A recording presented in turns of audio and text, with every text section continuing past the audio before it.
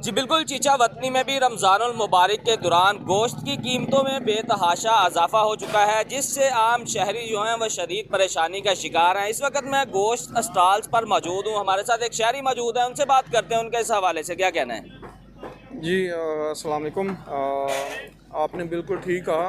इस वक्त कीमतें जो हैं वो मुर्गी की, मटन की, बीफ की आम आदमी की पहुंच से बहुत दूर हो चुकी हैं। मिसाल के तौर पर जो बीफ है वो 1,000 रुपये का किलो है, जो कुछ अर्सा पहले 700 का 800 का इस तरह से मिल रहा था। जबकि जो मटन है उसकी भी कीमतें बढ़ी हैं। वो कुछ अर्सा पहले 1200-1300 रुपये का था शायद, और अब ये 1500 के ऊपर जा रहा है। लिहाजा इसी तरह मुर्गी की कीमतें हैं, वो भी रमज़ान से पहले जिस कीमत पे मिल रही थी उससे ज़्यादा पे फ़रोख्त हो रही हैं।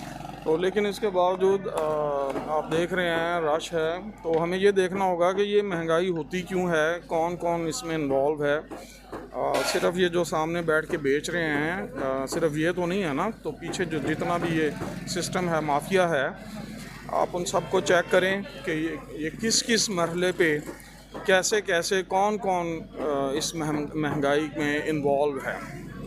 जी बिल्कुल, आपने शहरी की बात को सुना है कि मुर्गी की कीमत जो है वो सरकारी रेट 598 रुपये किलो है, लेकिन यहाँ पर जो है वो 700 से ज़ायद में फ़रोख्त हो रही है। और बीफ का रेट जो है वो सरकारी 800 रुपये किलो है, लेकिन 1000 रुपये किलो में फ़रोख्त हो रहा है। और मटन का रेट जो है वो सरकारी तौर पर 1500 रुपये किलो है, लेकिन मार्केट में 2000 से 2200 रुपये किलो में फ़रोख्त हो रहा है। लेकिन मुतलका इंतज़ामिया जो है वो रेट कंट्रोल करने में नाकाम है, ख्वाब खरगोश के मज़े लेने में मसरूफ़ हैं। शहरियों ने वज़ीर आला पंजाब से नोटिस लेकर शहरियों को हकीकी रिलीफ फराहम करने का मुतालबा किया है। जी।